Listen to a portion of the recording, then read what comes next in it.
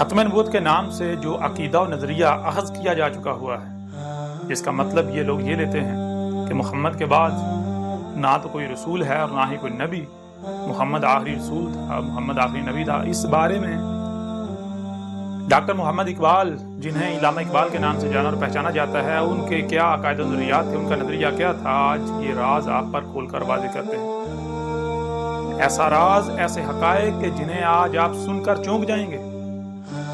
بلا شک و شبہ آج یہ بات آپ کے لیے بالکل نئی ہے، لیکن اس کا مطلب قطعاً یہ نہیں ہے کہ اگر کوئی بات پہلی بار سامنے آتی ہے تو وہ جھوٹ ہے، وہ غلط ہے، اور جو نسل در نسل چلا آ رہا ہے وہ سچ ہے۔ نہیں، بالکل نہیں۔ کسی بھی شے کے، کسی بھی بات کے حق ہونے کی بنیاد اس کے دلائل کو دیکھا جائے گا، اس میں غور و فکر کیا جائے گا، تحقیق کی جائے گی، اس کے بعد ہی آپ کسی نتیجے پر پہنچ سکتے ہیں۔ اور آج نہ صرف ہم ڈاکٹر محمد اقبال، جنہیں علامہ اقبال کے نام سے جانا جاتا ہے، ان کے بارے میں یہ انکشاف کریں گے، یہ راز، یہ حقائق کھول کر واضح کریں گے کہ انہوں نے نہ صرف دعویٰ نبوت کیا، بلکہ انہوں نے یہ دعویٰ کیا کہ میں وہی مہدی ہوں جس کا خود کو مسلمان کہلوانے والے انتظار کر رہے ہیں، اور میں وہی آخر الزمانی، یعنی میں وہی مسیح ہوں، وہی عیسیٰ ہوں جس کا خود کو مسلمان کہلوانے والے انتظار کر رہے ہیں۔ اور پھر آج تک اس بات کو کیوں چھپایا گیا؟ انتہائی اہم بات، انتہائی اہم راز، انتہائی اہم حقائق انہیں کیوں چھپایا جاتا رہا، آج تک کیوں چھپایا گیا، اور جن لوگوں نے چھپایا اس کی وجوہات کیا تھی؟ اس کا جواب آپ کو خود کو مسلمان کہلوانے والوں کی ایک بہت بڑی علماء میں سے جو ایک شخصیت ہے، جس کا ایک بہت بڑا نام ہے، بہت بڑا مقام ہے، جن کی ماضی قریب میں وفات ہو چکی، انہی کی زبانی آپ کے سامنے رکھیں گے کہ انہوں نے اس بارے میں کیا انکشافات کیے، خود اپنی زبان سے کیا اقرار کیا، کیا انکشافات کیے، کیا تسلیم کیا، کہ کیا وجوہات ہیں اس کی کہ آج تک اقبال کے بارے میں یہ حقائق جو ہے وہ چھپا کر رکھے گئے۔ اور پوری دنیا کے ملاؤں کو میرا کھلم کھلا چیلنج ہے کہ وہ میری اس بات کو غلط ثابت کر کے دکھائیں، اور جان لیں غلط ثابت کرنا یہ نہیں ہوتا کہ آپ منہ سے صرف ہوا خارج کرتے رہیں، گالیاں دیں، بکواسات کریں، نہیں، دلائل سے میری بات کو رد کریں۔ حق جو ہوتا ہے، جو اہل حق ہوتے ہیں، وہ گالیاں نہیں دیتے، وہ الزامات نہیں لگاتے، وہ بہتانات نہیں باندھتے، وہ تہمتیں نہیں لگاتے، وہ منہ سے جاگ نہیں نکالتے، وہ کتوں کی طرح بھونکتے نہیں ہیں۔ آج سے 14 صدیہ قبل محمد نے بھی کہا تھا کہ مومن وہ ہے جو علم و حکمہ سے بات کرے۔ محمد نے کہا تھا کہ جب منافق سے بات کی جاتی ہے تو وہ دلائل سے بات کرنے کی بجائے گالیاں دیتا ہے، جھگڑا کرتا ہے، پھدکتا ہے، الزامات لگاتا ہے۔ کیوں؟ کیونکہ اس کے پاس دلائل نہیں ہوتے، باطل ہوتا ہے نا۔ تو آج جو راز، جو حقائق اقبال کے بارے میں آپ کے سامنے کھول کر واضح کیے جا رہے ہیں، یہ دنیا کے تمام ملاؤں کو چیلنج ہے، بالخصوص ان لوگوں کو، ان ملاؤں کو چیلنج ہے کہ جو ایک طرف اقبال کو ہیرو بنا کر پیش کرتے ہیں، دوسری طرف اس چیز کو چھپا دیتے ہیں، کہ وہ آ کر اس سوال کا جواب دیں کہ کیا انہیں اس بات کا علم نہیں تھا، اور اگر علم تھا تو انہوں نے پھر کیوں چھپایا؟ ایک طرف وہ اقبال کو ہیرو بنا کر پیش کرتے ہیں، اور دوسری طرف وہ کیا کرتے ہیں؟ دوسری طرف جو اتنے عظیم حقائق ہیں، اتنے بڑے حقائق ہیں، ان کو چھپا دیا گیا۔ کیوں؟ اس کی وجہ کا یہ نہیں ہے کہ ان لوگوں کی خواہشات جو ہیں ان کا کلا کما ہوتا تھا، ان لوگوں کا اپنا دجل چاک ہوتا تھا۔ بہرحال آتے ہیں اس واقعے کی طرف جس واقعے میں خود کو مسلمان کہلوانے والے جو ہیں، ان کے جو علماء ہیں، ان میں سے ایک بہت بڑی شخصیت جن کی ماضی قریب میں وفات ہو چکی ہے، انہوں نے اپنی زبان سے اس بارے میں کیا کہا۔ آج سے کچھ سال قبل میری ملاقات ایک ایسی شخصیت سے ہوئی جو خود کو مسلمان کہلوانے والوں کے علماء میں ایک بہت بڑا نام اور بہت بڑا مقام رکھتی ہے، جن کی ماضی قریب میں وفات ہو چکی۔ ان کا نام آگے چل کر واضح کیا جائے گا۔ جب میری ان سے ملاقات ہوئی تو میں نے ان سے سوال کیا، میں نے کہا کہ میں آپ سے ایک سوال کرنا چاہتا ہوں، اور میں اپنا سوال لے کر خصوصی طور پر آپ کے پاس اس لیے آیا ہوں کیونکہ مجھے امید ہے، نہ صرف امید ہے بلکہ مجھے یقین ہے کہ آپ ہی ہیں جو میرے سوال کا ٹھیک سے جواب دے سکتے ہیں، بہتر جواب دے سکتے ہیں۔ مجھے آپ کے علاوہ اپنے سوال کے جواب کی کسی سے امید نہیں ہے اس دور میں۔ تو ان کا ٹھیک ہے، آپ سوال کریں۔ تو میں نے ان سے سوال کیا کہ کیا آپ اقبال کو پسند کرتے ہیں؟ تو وہ آگے سے مسکرا پڑے، کہتے ہیں کہ آپ مجھے نہیں جانتے، میرے آپ نے بیانات نہیں سنے۔ تو میں نے کہا نہیں، ایسی بات نہیں ہے، میں اصل میں آپ کی زبان سے سننا چاہتا ہوں۔ اس وقت آپ کے سامنے موجود ہوں تو میں چاہتا ہوں کہ آپ میرے سامنے ہی اس چیز کا جو ہے وہ اقرار کریں، اظہار کریں، مجھے جواب دیں۔ تو کہتے ہیں یہی آپ کا سوال تھا۔ میں نے کہا یہ سوال تو نہیں تھا نا، اگر یہ سوال ہو تو پھر اس کا مطلب میں تو بے وقوف ہوا۔ اس کا جواب تو آپ کی ویڈیوز سے مل سکتا ہے، آپ کے جو بیانات ہیں ان میں آپ نے جا جو ہے اقبال کو کوٹ کیا ہوا ہے، آپ کے اقبال کے بارے میں اپنے جو ہے وہ نظریات کا اظہار بھی کرتے رہتے ہیں۔ تو بہرحال انہوں نے کہا کہ آپ کا اصل سوال ہے اس کی طرف آئیں۔ تو میں نے کہا نہیں، یہ جو میں آپ سے سوال کر رہا ہوں اس کا اس کے ساتھ بہت گہرا تعلق ہے۔ جب تک آپ میرے اس سوال کا جواب نہیں دیں گے، اور یہ صرف میرا ایک سوال یہ نہیں ہے، جو اصل سوال ہے، جو سوال کا مرکز و محور ہے، وہاں تک جانے کے لیے جو چھوٹے موٹے کچھ 2-4 سوالات ہیں ان کے جوابات آپ کو دینے پڑیں گے۔ جب آپ ان سوالات کے جوابات دیں گے تو وہ سوال جو ہے میرے لیے آسان ہو جائے گا آپ سے کرنا، اور آپ کے لیے جواب دینا بھی بالکل آسان ہو جائے گا۔ تو انہوں نے کہا اس میں سوال کرنے والی کوئی بات نہیں، بلا شک و شبہ میں اقبال کو نہ صرف بہت پسند کرتا ہوں بلکہ میں اقبال کا بہت بڑا مداح ہوں، اور اقبال کو تو میں اپنے لیے ایک اپنا روحانی استاد مانتا ہوں۔ اقبال نے تو میری زندگی میں ایک انقلاب برپا کر دیا، یعنی اس طرح کی انہوں نے کافی باتیں کی اقبال کی جو ہے وہ تعریفیں کی۔ میں نے کہا ٹھیک ہے، مجھے یہی امید سی آپ سے کہ آپ یہی جواب دیں گے۔ میں نے کہا آگے بڑھتے ہیں، اسی طرح کا ایک اور سوال ہے، اس کا بھی آپ جو ہے وہ جواب دے دیں تاکہ ہم اب جو اصل سوال کا مرکز و محور ہے اس کی طرف جائیں۔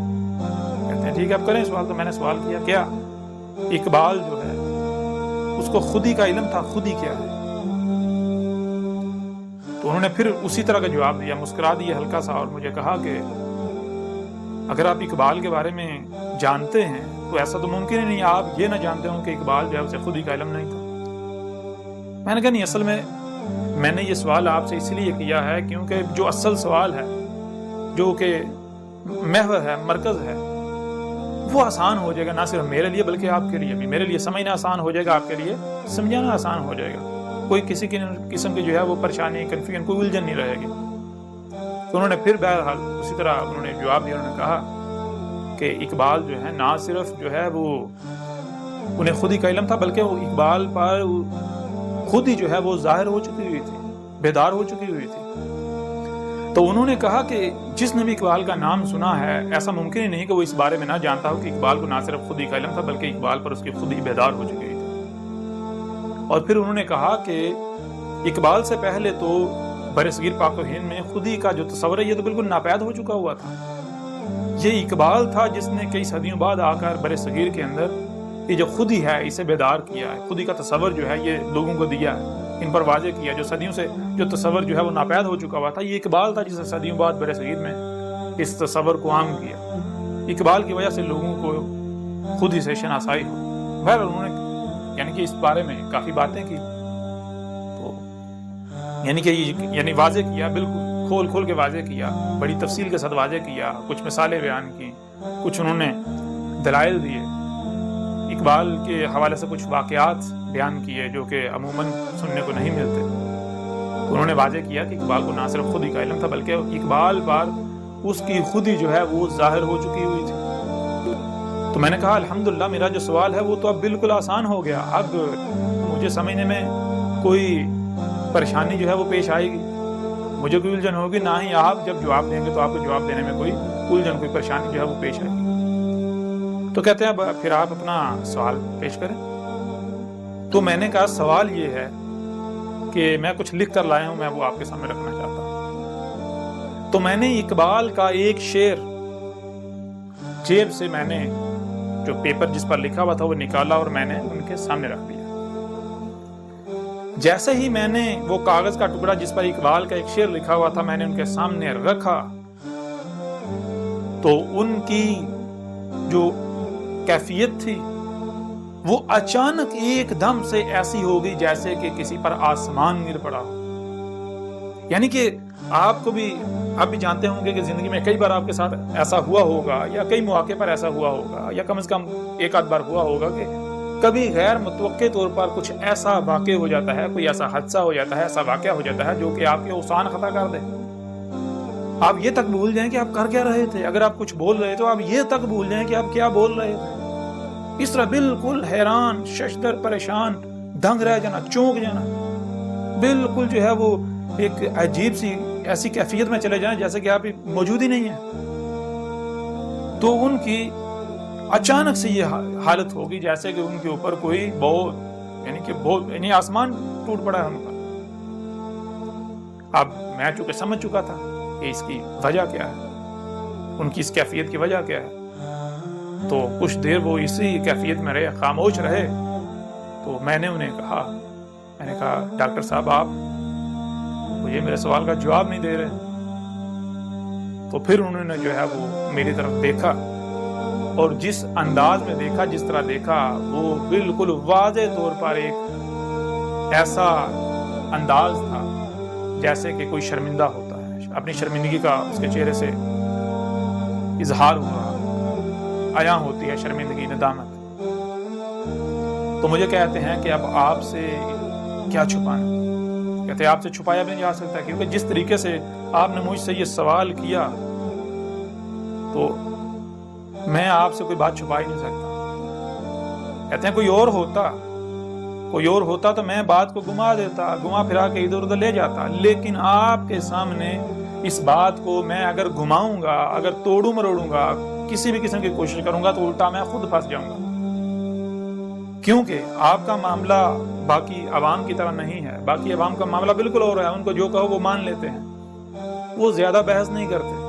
اگر کوئی بحث کرتا بھی ہے تو وہ اس کو ہم عاجز کر دیتے ہیں. اس کے سامنے ایسی یعنی کہ بات کو گول مول کر کے ایسا ادھر سے ادھر کر کے جو ہے گھما پھرا کر بات کریں گے، ادھر سے ادھر لے جائیں گے کہ وہ اس کا دماغ ہی گھوم جائے گا، اسے سمجھ نہیں آئے گی کہ میں نے کرنا کیا ہے. تو آپ کے ساتھ ایسا نہیں کیا جا سکتا. اس لیے میں جو حقیقت ہے وہ آپ کے سامنے جو ہے وہ رکھتا ہوں.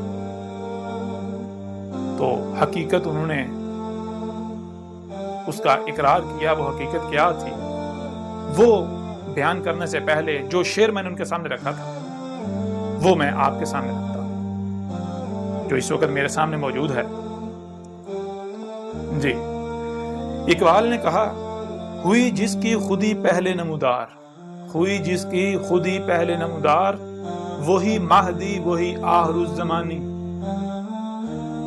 یعنی بالکل آسان الفاظ میں اقبال یہ کہہ رہا ہے، اور پھر یہ بھی ذہن میں رکھیں کہ یہ ایسا نہیں ہے کہ اقبال کی زندگی کی ابتدا میں یہ اقبال نے شعر کہا تھا. نہیں، یہ زندگی کے آخری ایام میں، یہ جو زندگی کا اقبال کا آخری وقت تھا، آخری کچھ سال تھے، ان سالوں کی بات ہے.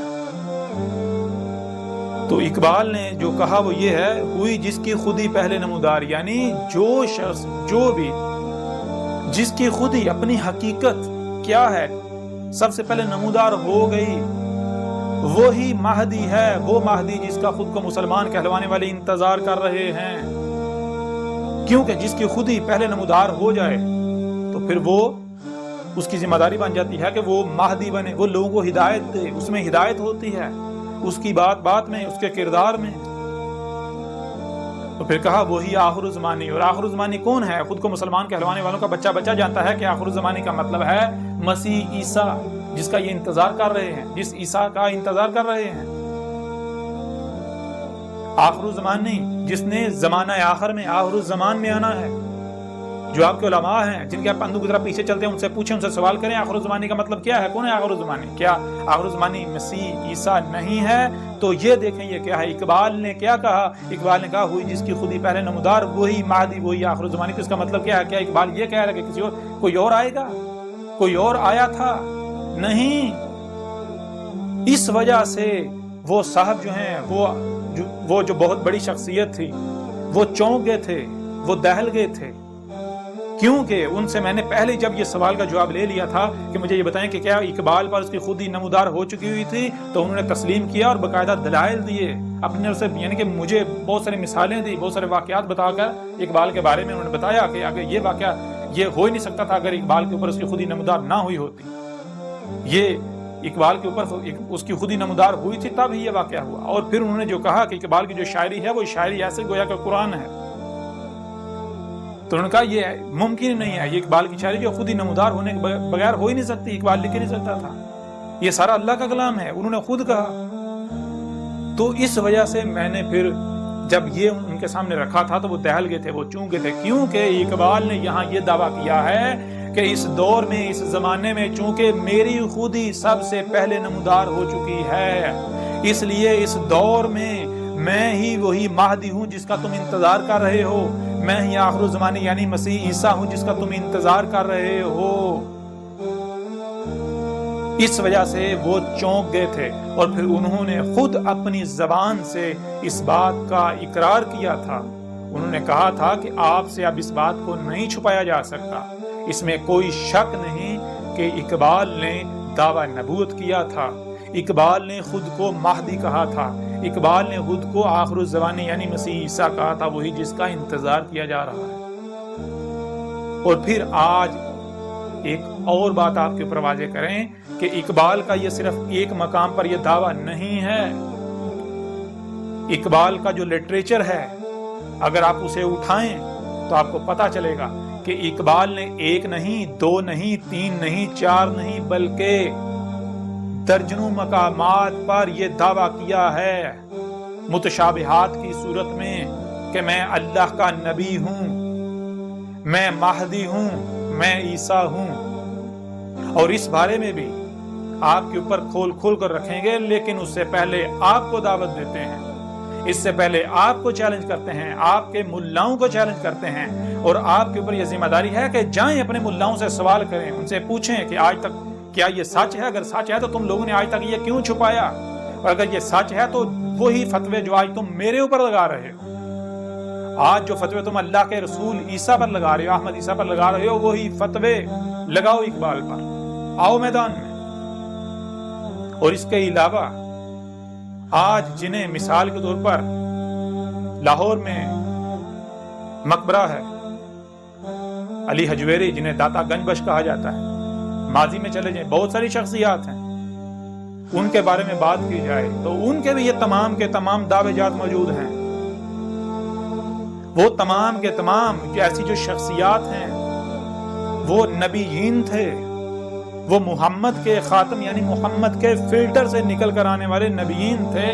اور خاتم النبیین کیا ہوتا ہے، خاتم النبیین کیا ہوتا ہے، نبیین کیا ہوتا ہے، یہ تمام تر حقائق آپ اس وقت تک نہیں جان سکیں گے جب تک کہ آپ القرآن جو آپ کے دونوں ہاتھوں کے درمیان ہے اس کی بینات کو اس کتاب میں نہیں پڑھتے، اس سے رجوع نہیں کرتے۔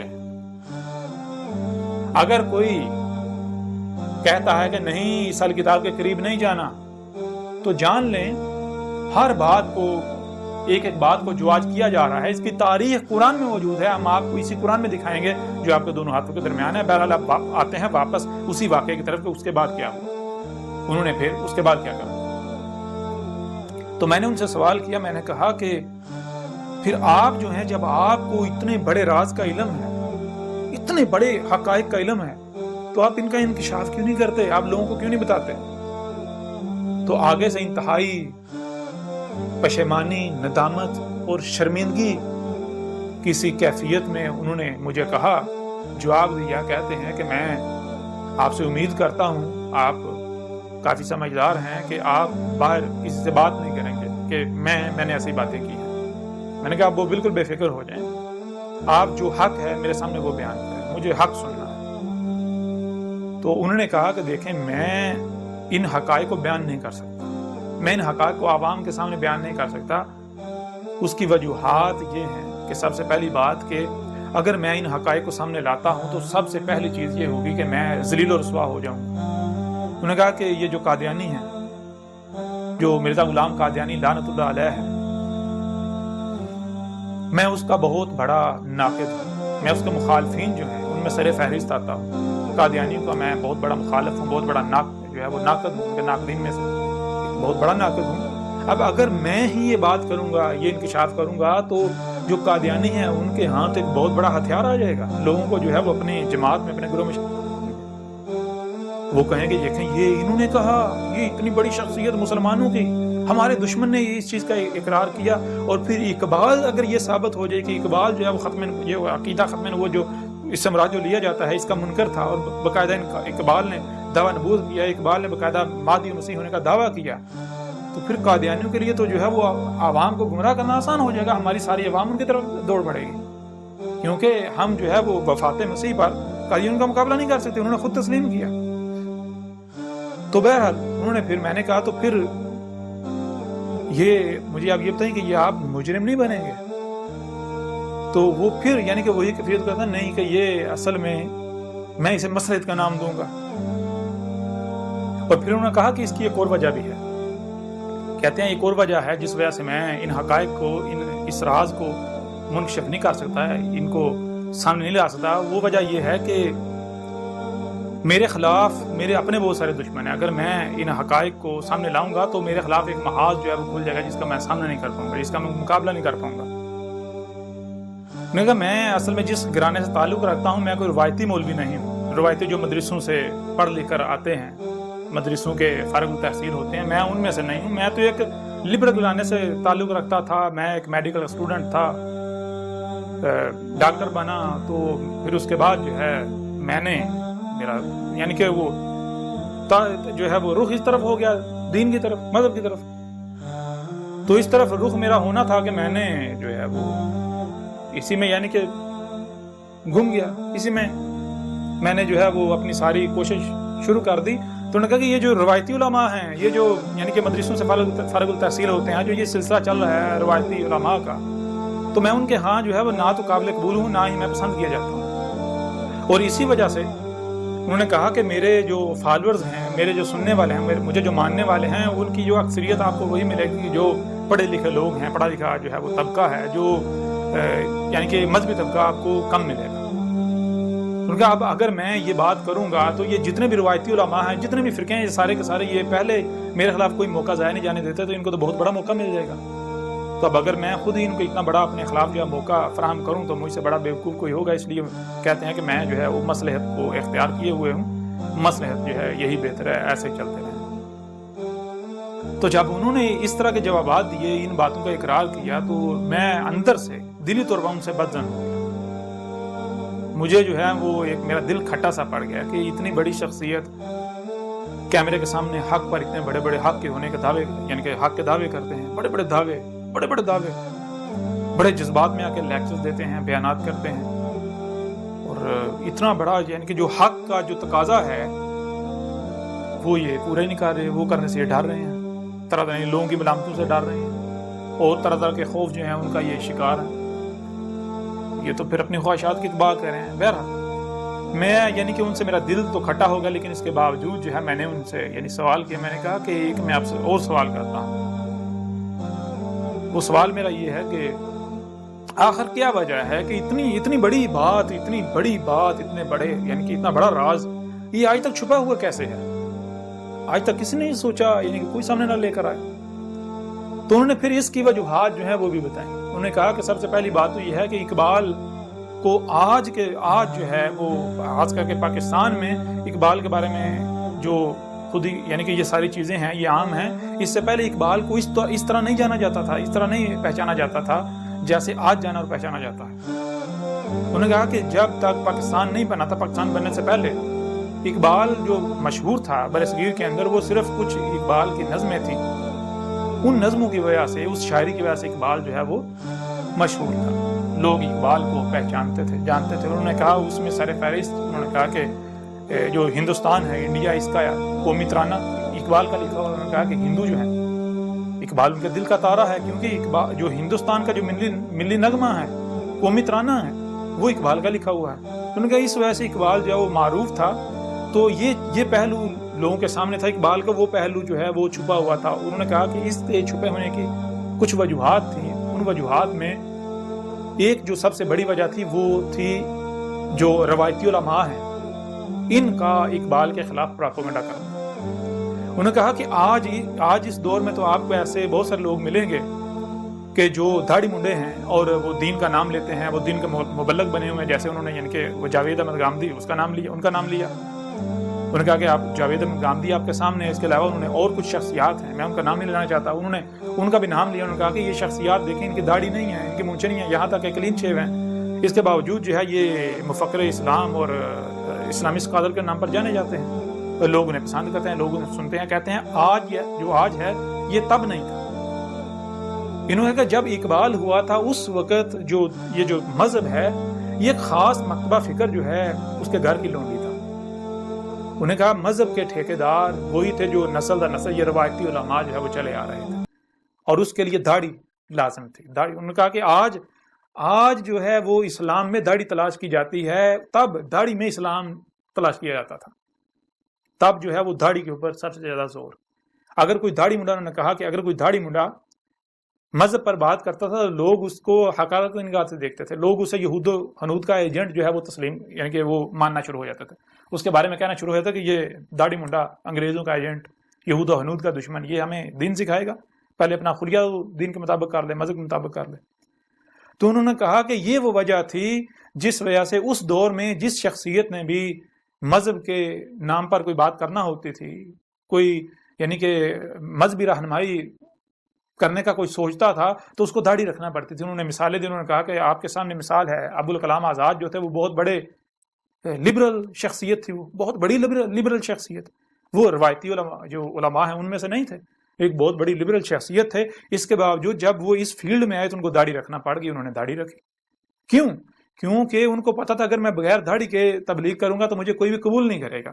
اس وقت کلچر ہی یہی تھا، نظامی سسٹم یہی تھا۔ انہوں نے کہا پھر اس کے علاوہ انہوں نے کہا سر سید احمد خان، انہوں نے کہا کہ اس کے بارے میں کون نہیں جانتا کہ وہ اس دور کا سب سے بڑا لبرل انہوں نے ملحد تک قرار دیا۔ انہوں نے کہا کہ وہ جب اس نے اسلام کے اوپر بات کرنا شروع کی، اس سے پہلے وہ داڑھی منڈا تھا، اور جب اس نے جو ہے وہ قرآن کے اوپر بات کرنا، مذہب کے اوپر بات کرنا شروع کی، دین کے اوپر بات کرنا شروع کی، تو سر سید نے بڑی بڑی داڑھی رکھ لی۔ تو انہوں نے کہا کہ اقبال نے ایسا نہیں کیا، اگر اقبال داڑھی رکھ لیتا تو شاید اس وقت اقبال جو ہے وہ فوری طور پر یہ جو حقائق ہیں یہ سامنے آ جاتا کہ اقبال نے یہ دعویٰ کر دیا، اقبال نے یہ دعویٰ کر دیا۔ چونکہ اقبال کی وہ داڑھی نہیں تھی تو لوگ جو ہے اقبال کا جو مذہب کے بارے میں جو لٹریچر ہوتا تھا، جو تھوڑا گہرائی والا کہیں، جو سنجیدہ تھا، لوگ اس کی طرف جاتے ہی نہیں تھے۔ لوگ اقبال کو نہ سنجیدہ لیتے تھے نہ اقبال کو پڑھتے تھے اس وقت، سوائے چاند لوگوں کے۔ چھوٹا سا مکتبہ فکر تھا جو اقبال کو اسٹڈی کرتا تھا، لیکن وہ بھی اسٹڈی اس حد تک نہیں تھی کہ جیسے اگر آج مثال کے طور پر کی جائے۔ تو انہوں نے کہا کہ یہ وہ وجہ تھی کہ اقبال جو ہے اس وقت جو اس نے جب مذہب پر بات کرنا شروع کی تو فلسفے کی بات کرنا شروع کی، تو جو اس وقت کے روایتی علماء تھے وہ اقبال کے خلاف ہو گئے، اقبال کی داڑھی بھی نہیں تھی، جس وجہ سے اقبال جو ہے وہ لوگوں کی توجہ کا مرکز بنا ہی نہیں۔ اقبال کو اگر اس وقت جانا پہچانا گیا، اقبال معروف ہوا تو وہ کچھ اور وجوہات تھے، کچھ اقبال کی نظمیں تھیں، کچھ ترانے تھے، ان وجوہات کی بنا پر اقبال جو ہے وہ معروف ہو گیا۔ لیکن انہوں نے کہا کہ جب پاکستان بنا، پاکستان بننے کے بعد حالات مختلف ہو گئے۔ انہوں نے کہا کہ پاکستان بننے سے پہلے تک اقبال یہ جو حقائق تھے اقبال کے بارے میں، اقبال نے دعویٰ نبوت کیا تھا، دعویٰ مہدی و مسیحیت کا جو دعویٰ کیا تھا، یہ پہلے تو اس وجہ سے چھپا رہا، لوگوں کی نظر میں نہیں آیا۔ اور جب پاکستان بنا تو پاکستان بننے کے بعد چونکہ اقبال ایک ہیرو کے طور پر جانا جاتا تھا، اقبال کو پاکستان کا جو یہ لٹریچر ہے اس میں داخل کر دیا جائے گا، اسکولوں کا لٹریچر جو ہے اس میں اقبال کو ڈال دیا گیا۔ اب جب اقبال کو اسکولوں کے لٹریچر میں ڈال دیا گیا تو اس کے بعد ہوا یہ کہ اب ایک نسل ہے جو بچپن سے ہی اقبال اقبال اقبال اقبال کا نام سنتی اور پڑھتی چلی آ رہی ہے۔ وہ نسل جب پروان چڑھی تو پوری نسل کے لیے اقبال ایک ہیرو بن گیا۔ لیکن وہ ہیرو اسی حد تک تھا جو انہوں نے اقبال کے بارے میں پڑھا سنا۔ اب اقبال کے بارے میں کیا پڑھا سنا وہ آپ جانتے ہیں، اقبال کے وہ جو شروع کی شاعری ہے، کچھ نظمیں ہیں، تو ان کی وجہ سے جو ہے وہ اقبال کو جانا اور پہچانا جاتا رہا۔ اب اس وجہ سے اقبال ہیرو تو بن گیا، لیکن کچھ لوگ ایسے تھے جب انہوں نے دیکھا کہ اقبال نے ایسی باتیں کی، یعنی یہ انہوں نے اقبال کی نظموں سے متاثر ہوئے، اقبال کی شاعری سے متاثر ہوئے، تو انہوں نے اقبال کو اسٹڈی کرنے کی، اقبال کا مطالعہ کرنے کی جب ٹھانی، دیکھا اقبال کا لٹریچر دیکھا، تو وہ تو دانگ رہ گئے، اقبال نے جو ہے وہ یہ دعویٰ کیا ہوا ہے۔ اب انہوں نے کہا کہ یہاں پر دو طرح کی شخصیات تھیں، ایک وہ شخصیات تھی جو پڑھے لکھے لوگ ہوتے ہیں، سنجیدہ طبقہ، تو انہوں نے جب اس چیز کو دیکھا تو انہوں نے یا تو اسے نظر انداز کر دیا یا پھر وہ اس وجہ سے خاموش رہے کیونکہ یہ ان کی یہ فیلڈ ہی نہیں تھی، تو اس وجہ سے لوگوں کے سامنے ان کی طرف سے بات نہیں آئی۔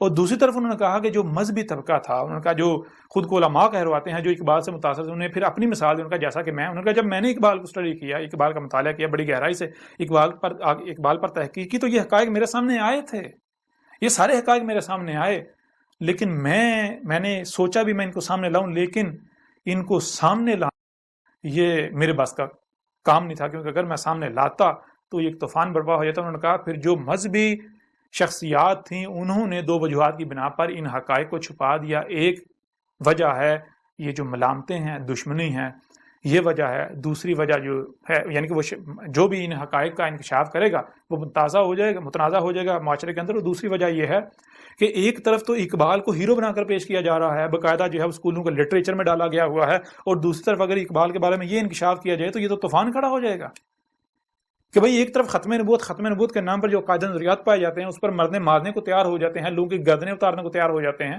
اور اب تو قانون بھی جو ہے وہ کب کا ضیاء الحق کے دور کا جو ہے پاس ہو چکا ہوا ہے، بعد میں مزید اس میں شکیں ڈال دی گئیں۔ تو اب یعنی کہ تو اس وجہ سے ایک طرف یہ سب کیا جاتا ہے اور دوسری طرف جو ہے وہ اقبال کے بارے میں اتنے بڑے حقائق چھپا دیے جاتے ہیں۔ اب یہ اقبال یعنی کہ یہ حقائق اگر سامنے لائے جائیں تو کیا ہوگا، نتیجہ آپ کے سامنے ہے، یعنی کہ پھر یہ منافقت اختیار کی گئی۔ یعنی کہ اگر ہم ان حقائق کو سامنے لائیں تو وہ جو اقبال کو آج تک ہیرو بنا کر پیش کیا جاتا رہا، پھر وہ سوال اٹھے گا کہ یہ کیوں، ایسا کیوں؟ اور پھر اب جب اقبال کو ہم نے لوگوں کے دلوں میں ڈال دیا ہوا ہے بچپن سے، اب اگر اقبال کے بارے میں ایسی بات کی جائے گی تو جو کرے گا لوگ اس کے خلاف اکٹھے ہو جائیں گے، کھڑے ہو جائیں گے۔ تو اس وجہ کا یہ کچھ وجوہات تھی جن وجوہات کی بنا پر یہ راز، یہ حقائق آج تک چھپے رہے۔ اور پھر آخر میں نے یعنی کہ کچھ یعنی ہنسی مذاق میں ان سے ایک بات کی۔ میں نے کہا کہ میں نے تو یہ بھی سنا ہے کہ اقبال جو ہے وہ مے خانے یعنی پب میں شراب خانے جاتا تھا، اقبال شرابی تھا، شراب پیتا تھا اور لوگوں کو بھی پلاتا تھا، وہ جام بھر بھر کے لوگوں کو پلاتا تھا۔ اقبال شراب خانے میں کام کرتا رہا، خود بھی پیتا، لوگوں کو بھی پلاتا رہا۔ میں نے یہ سنا ہے، اور میں نے پھر ساتھ ہی ہنستے ہنستے یعنی کہ وہ مذاق کی طرز میں نے یہ بھی کہا، میں نے کہا ہاں اقبال کے لیے نارمل ہے، یہ کون سی بڑی بات ہے، اقبال چونکہ یورپ میں رہا ہے تو یورپ میں تو یہ چیز عام ہے، ہو سکتا ہے۔ تو انہوں نے آگے سے کہا کہ اب آپ مذاق کرتے ہیں، آپ کو پتہ ہے کہ جس بارے میں آپ بات کر رہے ہیں یہ حقیقت یہ نہیں ہے، حقیقت کچھ اور ہے۔ تو میں نے پھر انہوں نے کہا کیا میں صحیح سمجھ رہا ہوں؟ تو انہوں نے کہا کہ بالکل، آپ بالکل صحیح سمجھ رہے ہیں۔ اب یہ کس بارے میں تھا کہ میں صحیح سمجھ رہا ہوں؟ اور انہوں نے کہا کہ ہاں آپ صحیح سمجھ رہے ہیں، وہ تھا اقبال یعنی کہ وہی دوسرے مقام پر اقبال کا دعویٰ نبوت اور مقامات پر۔ جیسے مثال کے طور پر میں آپ کے سامنے رکھتا ہوں کہ اقبال نے کہا لا پھر اقبال وہی بادہ و جام ایسا کی، ہاتھ آ جائے مجھے میرا مقام ایسا کی، 300 سال سے ہیں ہند کے میخانے بند، اب مناسب ہے تیرا فیض ہو عام ایسا کی، میری منائے غزل میں تھی ذرا سی باقی، شیخ کہتا ہے کہ ہے یہ حرام، ہے یہ بھی حرام ایسا کی، شعر مردوں سے ہوا بیشائے تحقیق تہی، رہ گئے صوفی و ملا کے غلام ایسا کی، عشق کی تیغ جگردار اڑا لی کس نے، علم کے ہاتھ میں خالی ہے نیام ایسا کی، سینہ روشن ہو تو ہے سوز سخن عین حیات، ہو نہ روشن تو سخن مرگ دوام ایسا کی، تو میری رات کو مہتاب سے محروم نہ رکھ، تیرے پیمانے میں ہے ماہ تمام ایسا کی۔ یہ وہ نظم ہے، نظم تو نہیں کہیں گے، یہ وہ کلام ہے اقبال کا کہ جس کی بنیاد پر میں نے اس وقت طنزیہ یعنی کہ مذاق کی صورت میں نے کہا کہ اقبال جو ہے وہ ساقی تھا، وہ مے خانے جاتا تھا، وہ شرابی تھا۔ تو انہوں نے آگے سے کہا کہ آپ کو پتہ ہے کہ یہ حقیقت نہیں ہے، حقیقت وہی ہے جو آپ سمجھ رہے ہیں۔ تو میں نے کہا کہ میں جو سمجھ رہا ہوں کیا وہ حق ہے، وہ صحیح ہے؟ انہوں نے کہا بالکل وہ حق ہے۔ تو میں نے کہا میں پھر بھی آپ کو ایک بار بتا دیتا ہوں کہ میں کیا سمجھ رہا ہوں۔ تو پھر میں نے انہیں بتایا، میں نے کہا کہ ساقی کسے کہتے ہیں؟ ساقی کہتے ہیں جام بانٹنے والے کو، پلانے والے کو۔ اور کون سا جام؟ حق کا جام۔ تو میں نے کہا میرے نزدیک جو میں نے یعنی کہ جو مجھے علم ہے، ساقی نبی کو کہتے ہیں جو حق کا جام پلانے آتا ہے، بانٹنے آتا ہے۔ اور پھر میں نے کہا میرے نزدیک میں جو ہے میں حق ہے. اقبال نے جو حق ہے، جو حق کے طلبگار ہوتے ہیں، تڑپتے ہیں حق کے لیے، تڑپ رہے ہوتے ہیں، وہ میں ہے حق. اور پھر میں نے کہا جو میں خانہ ہے وہ پب شراب خانہ نہیں. میں چونکہ حق اور میں خانہ کہتے ہیں نبوت کو، مقام نبوت. مقام نبوت اسی کے اندر آگے اقبال نے اس کا ذکر بھی کیا ہے. اور پھر میں نے کہا کہ جو اقبال نے کہا 300 سال سے ہیں بند ہند کے میخانے بند، 300 سال سے ہیں ہند کے میخانے بند. یہ جو اقبال نے کہا یہ میخانے کون سے ہیں؟ یہی کہ یہ جو نبیوں کے آنے کا سلسلہ ہے یہ 300 سال سے رکا ہوا ہے. 300 سال سے کوئی ساقی آئے نہیں، کوئی نبی آئے نہیں برصغیر ہند کے اندر.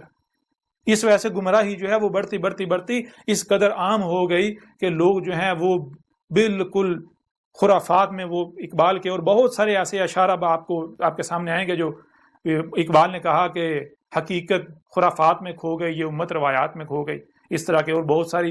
اور پھر اسی متعلق جو ہے اور بھی کچھ اقبال کے شعر ہیں، ان کے اوپر بھی بات کریں گے اور کچھ آئندہ اگلی نشست میں بات کریں گے. لیکن جب میں نے ان کے سامنے یہ بات رکھی، وہ جو شخصیت تھی، بہت بڑی شخصیت، آج بھی بہت بڑا نام ہے ان کی وفات کے بعد بھی، تو تب انہوں نے یہ اقرار کیا، انہوں نے کہا کہ آپ نے بالکل ٹھیک سمجھا ہے. تو میں نے پھر وہی بات دہرائی، میں نے کہا ڈاکٹر صاحب تو پھر آپ یہ حقائق سامنے کیوں نہیں لاتے؟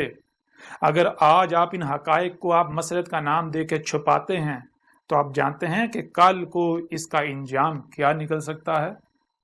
آپ جانتے ہیں کہ کل کو اگر اللہ کا بھیجا ہوا واقعتاً آ جاتا ہے اسی دور میں تو پھر آپ بھی مجرم ثابت ہوں گے، کیونکہ آپ تو ایک باقاعدہ ایک فرقہ کھڑا کر کے جا رہے ہیں جو کہ جب اللہ کا رسول آئے گا، اللہ کا رسول وہ جو عیسیٰ ہے وہ جب آئے گا، جس نے آنا ہے، جس کا انتظار کیا جا رہا ہے، تو آپ کے تمام فالوور جو ہیں وہ اس کے ساتھ دشمنی کریں گے. نہ تو اس وقت مجھے اس بات کا علم تھا اور نہ ہی انہیں علم تھا کہ بات کرنے والا کون ہے. بہرحال آج وہ حقائق واضح ہوئے کہ یہ جو ہوا تھا یہ کیوں ہوا تھا. اور بہرحال اس کے علاوہ بھی کچھ اور اشعار ہیں، ان میں سے چاند ایک آپ کے سامنے رکھتے ہیں، لیکن اس سے پہلے آپ کے اوپر یہ واضح کر دیں کہ وہ شخصیت کون تھی. وہ شخصیت تھی تنظیم اسلامی کے بانی ڈاکٹر اسرار احمد. ڈاکٹر اسرار احمد کے ساتھ ہونے والی گفتگو جو ہے، جو یہ واقعہ ہے، یہ آپ کے سامنے رکھا. اب دنیا کی کوئی طاقت ان حقائق کو جٹلا کر دکھائے. اب آپ کی ذمہ داری ہے کہ اگر آپ کو اپنے ملاؤں پر اتنا ناز ہے، فخر ہے کہ آپ کے ملا حق ہیں جن کے پیچھے آپ آنکھیں بند کر کے چل رہے ہیں، تو ان کے سامنے یہ سوال لے کر جائیں، ان سے پوچھیں کہ اقبال نے یہ دعویٰ نہیں کیا تھا. سوال کریں ان سے. اب پتہ چلتا ہے آپ کے حق ہونے کا. اور اگر آپ بغیر تحقیق کے، بغیر غور و فکر کیے، بغیر بات مکمل سنے فتوے لگاتے ہیں، گالیاں دیتے ہیں، طرح طرح کے الزامات لگاتے ہیں، بہتانات باندھتے ہیں، ملامتیں کرتے ہیں، تو پھر جان لیں 2 وجوہات ہیں اس کی. پہلی وجہ کہ آپ کو آپ کے ملاؤں پر اعتماد نہیں ہے.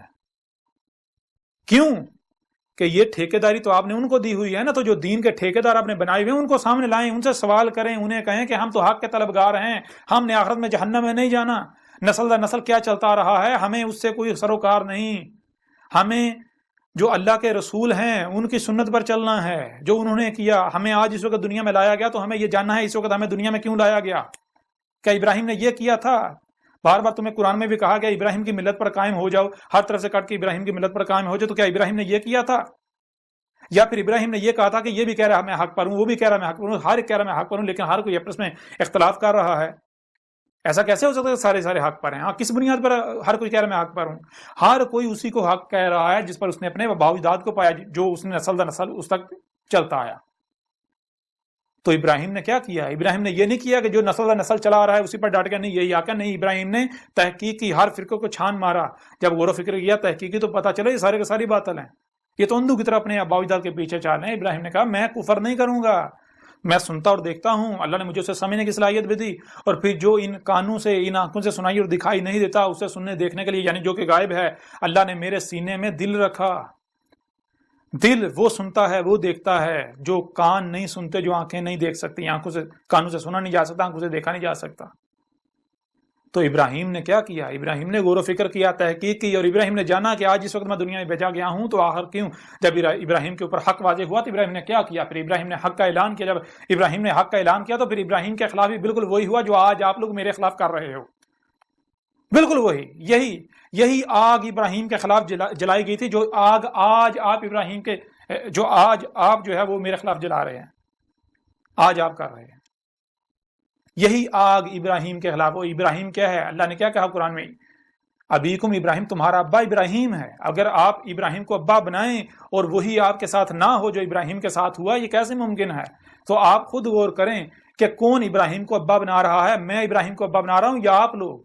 کون کہاں کھڑا ہے؟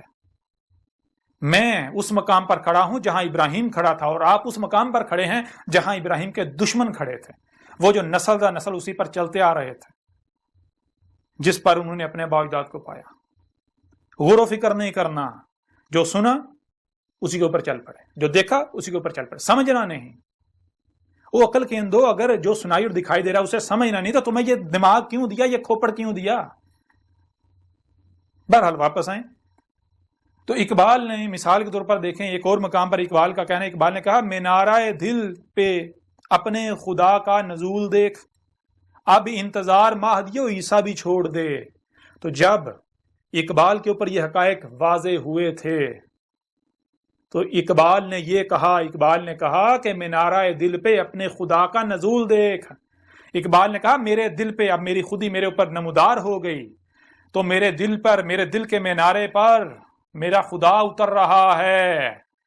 اب یہ جو اقبال نے کہا جو میں بول رہا ہوں یہ میرا خدا بول رہا ہے، میری خودی بول رہی ہے۔ خودی کیا ہے؟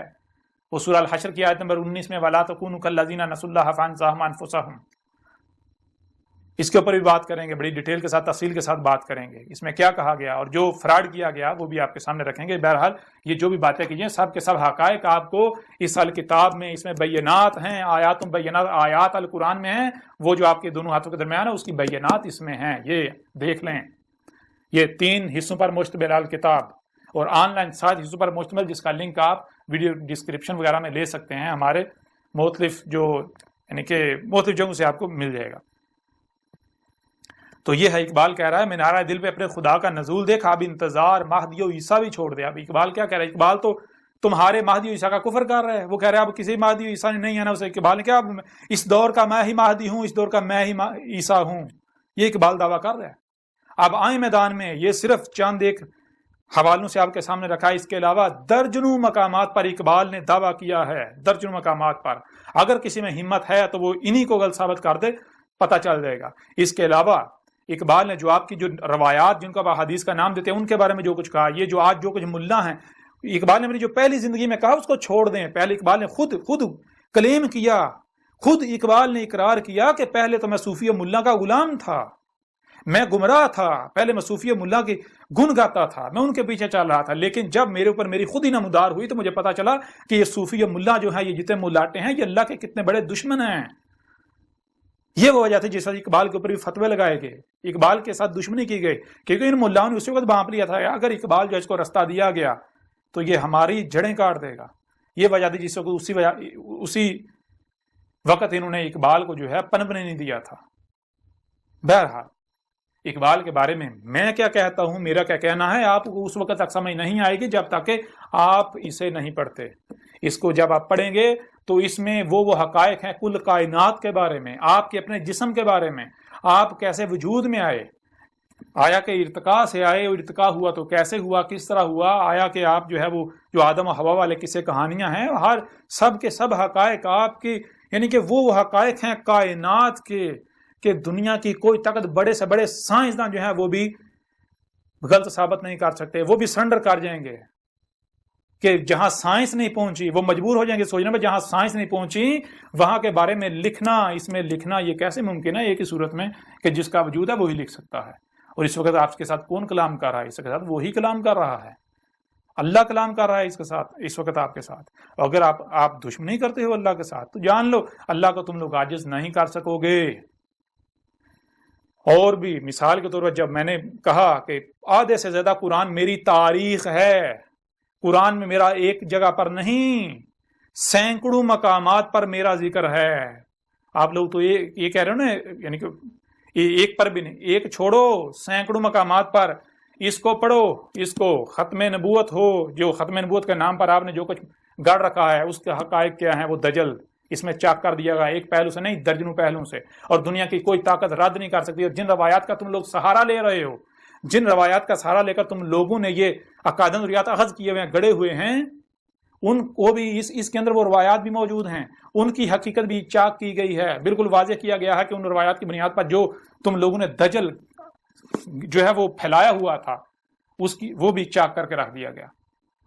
بہرحال اب آپ پر ہے کہ آپ اندھوں کی طرح اپنے ملاؤں کے پیچھے چلنا چاہتے ہیں یا پھر آپ حق کے طلبگار ہیں. اگر آج آپ حق سے کفر کرتے ہیں تو پھر جان لیں کہ یہ مقابلہ کس کے ساتھ ہے. آپ کا انجام بالکل وہی ہونے والا ہے جو قوم نو کا ہوا، وہی جو قوم عاد کا ہوا، وہی جو قوم سمود کا ہوا، وہی جو قوم شعیب کا ہوا، وہی جو قوم لوط کا ہوا، وہی جو آل فرعون کا ہوا. اگر کوئی میرے ساتھ دشمنی کرتا ہے، اگر کوئی میرے ساتھ دشمنی کرتا ہے اور جو میری دعوت کو دل سے تسلیم کر رہے ہیں ان کے ساتھ دشمنی کرتا ہے تو وہ جان لے وہ نہیں بچے گا، نہ دنیا میں بچے گا نہ آخرت میں بچے گا. آخرت میں جب اس کے سامنے اس کا حساب لینے والا آئے گا تو پھر اس کی آنکھیں پھٹی کی پھٹی رہ جائیں گی. اس کے سامنے کون آتا ہے سب سمجھ آ جائے گی. میرے خلاف پراپگنڈا کرنے والوں، میرے خلاف محاذ کھولنے والوں، ہوش کے ناہن لو. میں کوئی بکواس نہیں کر رہا، میں کوئی ہوا میں باتیں نہیں کر رہا، میں کوئی ہوا میں باتیں نہیں کر رہا، میں دلائل کے ساتھ ایک ایک بات کر رہا ہوں. اگر ہمت ہے، اگر حق پر ہو تو دلائل کے ساتھ بات کرو. اگر تم کہتے ہو کہ ہم اللہ کو مانتے ہیں، اللہ کی مانتے ہیں، تو پھر اسی قرآن میں اللہ نے کیا کہا؟ اللہ کہہ رہا ہے کہ جہاں سے بھی کوئی آواز بلند ہوتی ہے، حق ہو باطل ہو جو بھی ہو، جہاں سے بھی کوئی آواز بلند ہو اس کو سنو. جو کچھ بھی تمہیں سنائی دے رہا ہے، جو بھی آواز اپنا وجود رکھتی ہے اسے سنو. تمہیں کان کیوں دیے؟ اسی لیے دیے ہیں تاکہ تم سن سکو. سنو، اور صرف سننا ہی نہیں، پھر جو دکھایا جا رہا ہے وہ دیکھو. صرف دیکھنا نہیں بلکہ جو سنتے اور دیکھتے ہو اسے سمجھنے کی صلاحیت دی تمہیں، اسے سمجھو. تو جو ان صلاحیتوں کا استعمال نہیں کرتے، جو صرف سنتے ہیں اور وہی کرتے ہیں جو سنا، جو دیکھتے ہیں وہی کرتے ہیں جو دیکھا، وہ کیا ہے؟ جو عقل کا استعمال نہیں کرتے، جو غور و فکر نہیں کرتے، جو سنا اور دیکھا اس کی تحقیق نہیں کرتے، اندھوں کی طرح اپنے باوجود کے پیچھے چلتے ہیں. تو ان کے بارے میں اس پورے قرآن میں جگہ جا کیا کہا؟ ایک مقام پر کہا کہ وہ اندھے ہیں، دوسرے مقام پر کہا کہ وہ پالتو جانور ہیں، وہ جانور جن کے گلوں میں پٹے ڈالے ہوئے ہیں، جن کے پٹے دوسروں کے ہاتھ میں ہیں. جس کے ہاتھ میں پٹا ہے اسی کے پیچھے جاتے ہیں، ادھر ادھر اپنے گردن نہیں کر سکتے، اپنا رخ ادھر ادھر نہیں کر سکتے. اگر ادھر ادھر رخ کریں گے تو جس کے ہاتھ میں رسی ہے ان کی وہ پٹے گا ان کو. اور مقام پر کہا کہ وہ کیا ہیں؟ وہ خنزیر ہیں. ایک اور مقام پر کہا کہ وہ قرادہ ہیں. قرادہ کا مطلب کیا ہے؟ قرادہ کا مطلب ہے کرا اور رد، گول والی تے اس کا اظہار کریے، جو کرا کیا اس کو رد کر دینا. کرا کہتے ہیں جو بھی آپ نے سنا دیکھا، جو بھی آپ نے سنا جو دیکھا، جو یعنی کہ جو پڑھا کیسے جاتا ہے. تو یہ جو بھی آپ کے سامنے آیا تو اس کو رد کر دینا، اسی کو پھیر دینا، وہی کر دینا بغیر سمجھے. یہ خصلت کس میں پائی جاتی ہے؟ یہ خصلت بندر میں پائی جاتی ہے. بندر جو دیکھتا ہے وہی ریپیٹ کرتا ہے، وہ سمجھتا نہیں ہے. وہ عقل کے اندر تمہیں کیا صرف سننے اور دیکھنے کی صلاحیت دی گئی یا پھر سمجھنے کی صلاحیت دی گئی جو سنتے اور دیکھتے ہو؟ تو اگر تم جو سنتے اور دیکھتے ہو بغیر سمجھے اس کے اوپر عمل کرتے ہو، بغیر سمجھے اس کے پیچھے چلتے ہو، تو تم پھر کیا قرادہ نہیں ہو؟ جو سنا جو دیکھا بغیر سمجھے اسی کو پھیر رہے ہو، وہی کر رہے ہو. پھر اور مقام پر کیا کہا گیا کہ یہ الاموات ہیں، یہ تو زندہ ہی نہیں ہے. ان کا زندہ یعنی کہ زندہ ہونا نہ ہونا ایک برابر ہے. یہ الاموات ہیں. یہ ایسے ہی جیسے ایک شے ہے تو صحیح، لیکن اس کے وجود کا کوئی فائدہ نہیں ہے، کوئی مقصد نہیں، بے مقصد بیکار ہے. اس کا نہ ہونا ہی یعنی کوئی ایسے جیسے ہے ہی نہیں، اس کا ہونا نہ ہونا ایک برابر ہے. پھر ایک اور مقام پر کہا کہ یہ القبور میں ہے، قبروں میں ہے. یہ میٹیریل باڈی جیسے اس سے پہلے چوپایوں کی صورت میں یا اور مخلوقات کی صورت میں ابھی بھی وہی یہ مادہ جو ہے یہ 4 پاؤں کی صورت میں حالت قبر میں ابھی بھی ہے، قبور میں ہے. اور ایسوں کو تم سنا نہیں سکتے، دکھا نہیں سکتے. کیوں؟ کیونکہ یہ اندھے ہو چکے ہیں. اور اندھے یہ آنکھیں اندھی نہیں ہوتی. آنکھیں تمہیں ظاہر دکھاتی ہیں, کان تمہیں ظاہر سناتے ہیں. اور جو مکمل جو ہوتا ہے, مکمل صرف وہ نہیں جو ظاہر ہے, مکمل تو جو باطن ہے, جب تک وہ سامنے نہیں آئے گا تب تو مکمل نہیں ہوگا. کوئی بھی شے آپ اپنے سامنے رکھ لو, کوئی بھی, تم اپنی ذات کو لے لو, کیا تم وہ ہو جو سامنے نظر آ رہے ہو, یا پھر باطن کو ملایا جائے گا تب تم مکمل ہوگا. کوئی بھی شے لے لو, کسی شے کو سامنے رکھ لو, اس کا مکمل وجود کب سامنے آئے گا؟ جب ظاہر و باطن دونوں کو سامنے رکھا جائے گا. تو ظاہر تو دکھاتی ہیں یہ آنکھیں, سر کی آنکھیں. باطن کیسے دیکھتی ہو تم؟ تو باطن دیکھ نہیں رہے. باطن دکھاتی ہیں باطن آنکھیں. جو آنکھیں اندر چھپا کر رکھی ہیں, کون سی؟ تمہارے سینوں میں دل. جن کے دل زندہ ہیں. یہ آنکھوں سے اندھا ہونا اندھا نہیں ہوتا, دل ہیں سینوں میں جو اندھے ہو جاتے ہیں. بہرحال اب آپ کے اوپر ہے کہ آپ اندھوں کی طرح مجھے گالیاں دیتے ہیں. آپ وہی کرتے ہیں جو قوم نوح نے کیا تھا, قوم عاد نے کیا تھا, قوم ثمود نے کیا تھا, جو قوم شعیب نے کیا تھا, جو قوم لوط نے کیا تھا, جو آل فرعون نے کیا تھا. تو پھر انجام آپ کو ان سے مختلف نہیں ہونے والا. بار بار کہہ رہا ہوں, جان لیں عذاب آپ کے سر کے اوپر کھڑا ہوا ہے. جو کہتے ہیں کہ اس کا قرآن میں ذکر نہیں ہے, آدھے سے زیادہ قرآن میری تاریخ ہے, یہ اس کے اندر کھول کھول کے رکھ دیا. دنیا کی کوئی طاقت اس کا رد نہیں کر سکتی.